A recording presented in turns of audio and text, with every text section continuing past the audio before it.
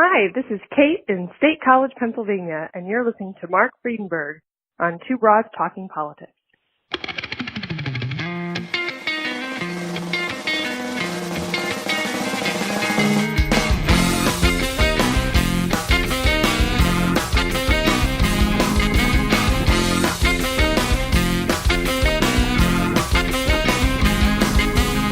Are you listening?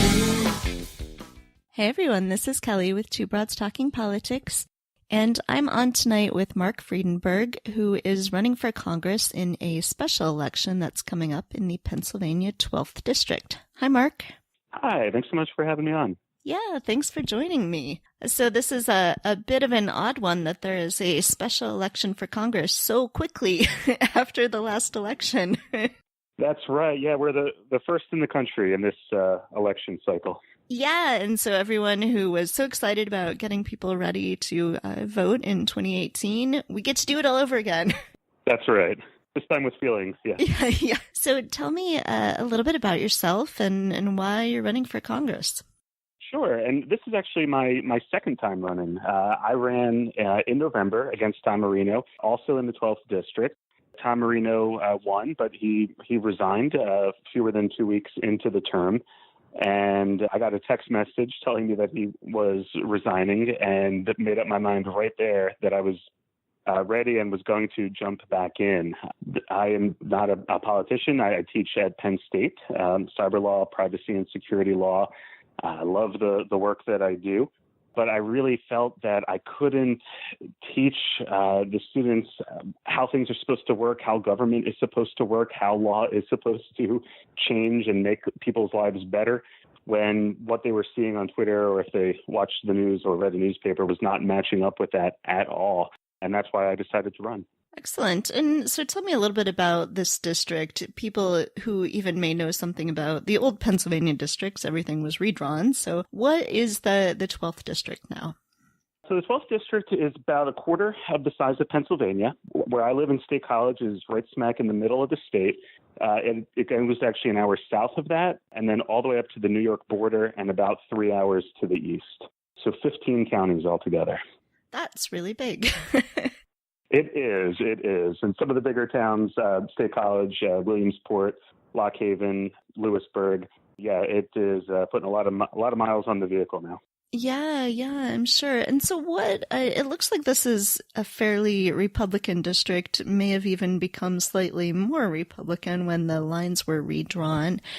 What do you see as sort of the path to victory for you in this district? What's different between the November election and this election? Well, special elections are by definition special. And the special election for Congress is going to be on May 21st, which is the same day as the municipal primary in Pennsylvania. And we see, for better or for worse, usually for worse, very, very low turnout on primary day. But what this does, I think, is to lower the ceiling, the number of votes that we're going to need to be able to get to win. And so we're focusing really, really hard on energizing the Democratic base, letting independent and unaffiliated voters know that they can vote and suggesting that they vote for me. But moreover, I think it's a populist district. The registration advantage is strongly Republican. But I don't see a lot of what I would consider to be orthodox Republicans. We have a lot of folks who were Democrats until recently, felt that the party had turned their backs on them. There are a lot of people who I think are Republican just because everybody else is, or strategically Republicans, so that they could participate in primaries that they otherwise couldn't in Pennsylvania's closed system. So what I'm trying to do is to really speak to the economic issues, because what I see as somebody myself, I've lived in Philadelphia and New York and other big cities, and State College is doing pretty well, but a lot of the rest of the district is really falling further and further behind from Philadelphia, from Pittsburgh. If they're not connected to the internet, they're not going to be able to compete. If their schools are crumbling, the roads are crumbling and are already being ravaged by climate change, they're not going to be able to compete. And so I think people want a fighter who's, going to fight for their interests in Washington and really make sure that rural America isn't second place, but is really a place that's worth fighting for. My wife and I chose to move here because it was where we wanted to start our family. It's a fantastic place to live. really great quality of life, really great sense of community. It's beautiful, and if you love the outdoors, it's a great place to be. And I see so many of the students who graduate at Penn State who go through and they leave this area, or they leave Pennsylvania altogether and never come back because they don't have the opportunities here. And I think that's a shame both for them and for us, but I think we can change that. One of the things that I see on your issues page of your website is rural broadband. And I know this is something we've noted talking to people all over the country, what a huge issue this can be. And I'm sure in a big rural district like yours, this is increasingly a problem. What are some of the ways that you see that being problematic, and what are some of the fixes you think that Congress could help enact? Yeah, I think that, at the most basic level, it's never going to be profitable for, say, a Comcast to provide broadband service to people in very sparsely populated areas. And even if a local government, say, wanted to respond by creating its own municipal network, there are laws at the federal level and at the state level that don't exactly prevent them from doing it, but make it incredibly difficult procedurally and cost-wise for them to be able to do it. And so I think that Congress can play a role in preempting that. We have an opportunity to sort of recreate the successes that we had with rural electrification, using cooperatives, having local governments be incentivized and get the kinds of investment resources they need to roll out the networks that are best for their communities. And it really is a disaster for so many of these areas. And I could talk about from the simple things like not being able to, stream Netflix, to the healthcare consequences, to the education consequences. But one of the things that I've been able to see with the benefit of basically campaigning for over a year now, I can see the loneliness that people feel, that we have this graying of Pennsylvania. Their kids and grandkids move, and it would be nice if they stayed, but at least it would be nice if they could have a FaceTime call or a Skype call with them, and they can't. And that is perhaps the most tragic of all. There are solutions. We can solve these problems. So you, as you noted, you're a father of two young daughters. Can you talk a little bit about sort of what being a father, being a parent of young kids brings to your outlook on the issues, on the way government should work, and also what it's like to campaign with little kids? Sure. Yeah. My girls know that, Daddy's doing Congress. That's what they call it. And that means that I'm on the road. And look, I mean, it can't help but change your view. It can't help but change the time span that I think about when I make decisions personally or on a policy level. And right now, I don't know if I knew this phrase even as recently as November, but something like the Green New Deal, and we can talk about that if you'd like, but something like the Green New Deal, recognizing the scope of the problem that we're facing with man-made climate change. That is, when I think about the Green New Deal, I immediately think about my girls Claire and Molly, because if we don't act, it's going to be catastrophic for them. But it also fills me with hope. They wake up every morning happy, and they inherit the world that we leave for them every night, and they're going to inherit the world that we leave for them in 20 and 30 and 50 years. And I think about that with everything that I do. So since you brought up the Green New Deal, what do you hear from people as you're out campaigning, as especially you have this sort of unique position of having been out campaigning before that became a popular phrase and now? What are people talking about? Do people talk about climate as an issue that concerns them? What are the solutions that people seem to be indicating that they would like to see? Yeah, I don't see much, if any, of outright climate science denial. Frankly, I thought that I would. And I always talked about climate change, but I don't see from voters climate science denial. That seems to be more of an elected Republican viewpoint. I think they understand what's happening. I think they agree that something needs to be done. The phrase Green New Deal, there's probably room for increased understanding of supporters and detractors what we actually mean when we talk about the Green New Deal. I like to emphasize the New Deal part of it, which included rural electrification and lots of other things that helped to revitalize the economy.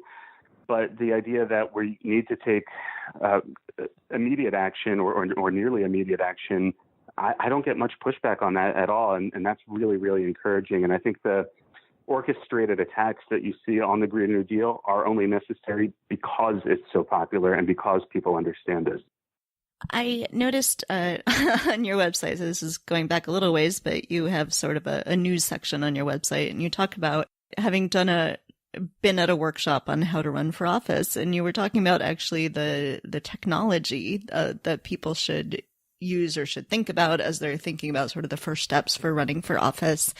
And so I think that's a really interesting thing to bring as a background when you're running for office. And a lot of people, I think, when they start thinking about running for office, have no idea, like, what are all the things I should even be thinking about?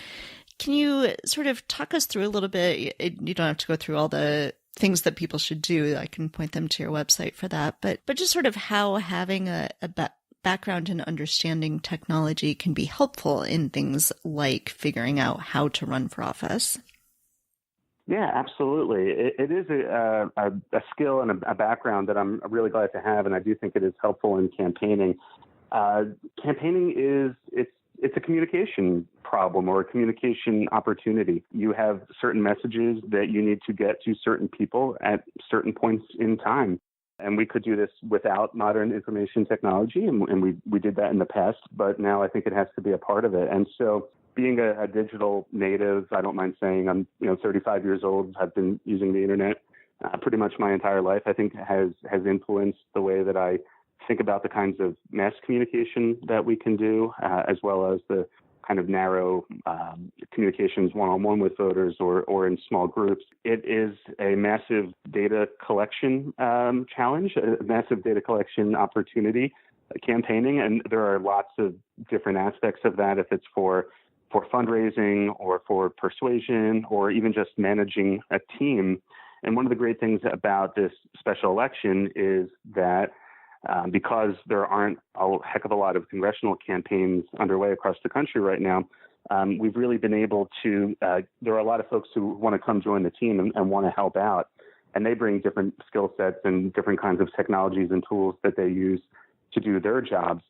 And it's been a challenge for me, frankly, to not want to know everything about all of the tools that they use. All the kinds of phone banking tools that they use and texting tools. I want to know those things, and I want to get those systems talking to each other, and I want to get a daily report emailed to me about how it all works automatically. But I can't do that right now. But it's really fascinating. There are so many different startups and nonprofits who are creating new kinds of political technology. It's absolutely amazing to watch this space develop. Yeah, I think that's what I've seen as well. And it seems like something that any campaigns that are not already thinking about need to be thinking about as we move into the 2020 elections. That's going to be a skill set that people just have to have in campaigning. Absolutely. And, I would be remiss if I didn't mention also the importance of cybersecurity on the narrow scale within my campaign, and of course, more generally, securing our elections within the campaign. I don't know if anybody is targeting us in particular, but there are certain best practices that we use for some of our most important systems, like using two-factor authentication for email, for example, that are absolutely mandatory. That anybody, whether you're in a campaign or not, these are steps that people need to use. And we need to have people in Congress, I think, who understand those technologies, who understand the threats that our electoral system faces, put aside the misinformation campaigns. Those are important too. But the actual possibility of attacks on our election system, that threat is still real. In Pennsylvania, we're in the process of, there was an order from Tom Wolf, our governor, to have all of the counties in Pennsylvania use voting machines with voter verifiable paper trails in time for the 2020 election. And where I live in Center County, we will actually be using them on May 21st for the first time. These new machines are going to be rolled out, and that's been really exciting to watch that process. Watching some of the committee hearings in Congress for things like Facebook, it seems like not only are there not members of Congress with high-level understanding of some of this stuff, but perhaps members of Congress who don't have any understanding of how the internet works. So what are some of the things beyond just our election security? What are some of the challenges you think that the country is facing in terms of things like cyber law and things that you'd like to see Congress looking at more closely? Yeah, absolutely. And, I don't think that as a member of Congress, you need to be an expert in how the internet works or in any other area, because there are lots of areas that I know nothing about. But I do think you need to have curiosity and a willingness to learn. On the internet in particular, I think, where to begin? I mean, first we have, Elizabeth Warren has talked about this a lot, we have seen a concentration in winners and losers, especially companies that have both a marketplace and then there are also vendors on that marketplace, like Amazon would be one, Apple, Google are others that raise serious antitrust concerns because it is nearly impossible for the small players to be able to compete with the person who owns the store. And I think that the FTC can play an important role in ensuring competitive marketplaces online and perhaps even unwinding anti-competitive mergers like those between Facebook or acquisitions, I should say, like Facebook's acquisitions of Instagram and of WhatsApp. Another serious area of concern is cyber espionage and loss of or theft of intellectual property by countries like China. That is indisputable at this point. Potentially trillions of dollars worth of trade secrets have been stolen by the Chinese. And that raises serious concerns, both for American industry, but then even for things like telecommunications as we move to 5G for wireless. There have been a number of stories in the past couple of weeks about whether we can have confidence that the towers and networking equipment that we're going to need for 5G deployments are secure. And the challenges will only grow to include things like warfare, whether it's kinetic warfare or cyber warfare. Are we prepared? Do we have one of the things that's really upset me over the past couple of years is an attack on civil servants, folks who go to work for the government, from just calling them bureaucrats to things that are much worse. And of course, not getting much pay, not getting much gratitude. And so in the college where I teach, the College of Information Science, if you graduate with a degree in cybersecurity, and we have a lot of students who do, you could go into the private sector and make well over $100,000 a year right off the bat, or you could go in the government for much less. And I'm seeing fewer and fewer students who want to go into the government, and that is going to leave us ill-prepared for perhaps the kinds of cyber operations that the United States might be targeted with in the near future.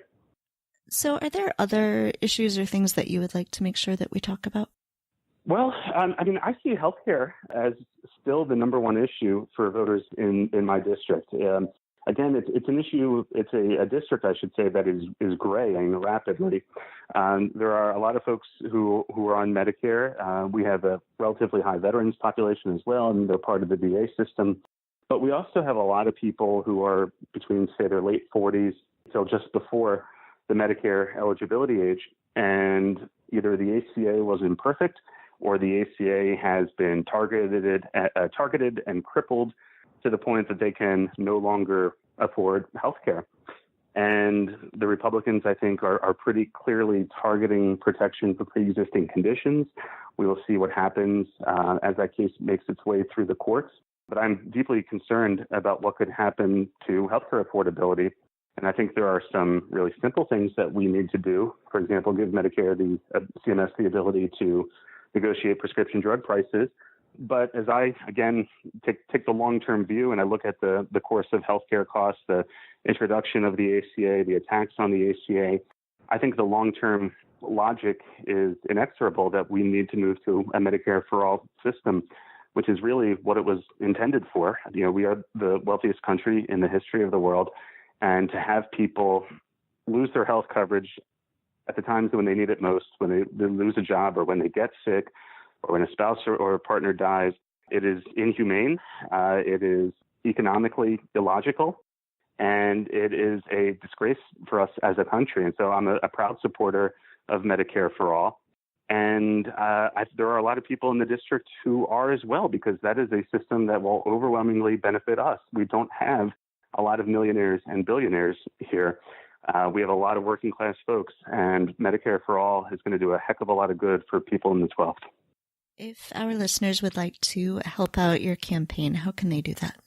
I actually made a special URL for your listeners. Thank you so much for asking. If they go to marcforpa.com, that's marcforpa.com/2broadstalk. That is a page that links to phone banking if they would like to make some phone calls to voters in the district. Again, mostly going to be Democrats and Democratic-leaning independent voters, just letting them know about the election. And there's a link to donate there as well. Excellent. I love it. All right. So everybody should definitely help out because, as you mentioned, there's not a whole lot of other congressional races going on right now. This is it. And remind everyone the election date. The election is on May 21st, just a little over 70 days away.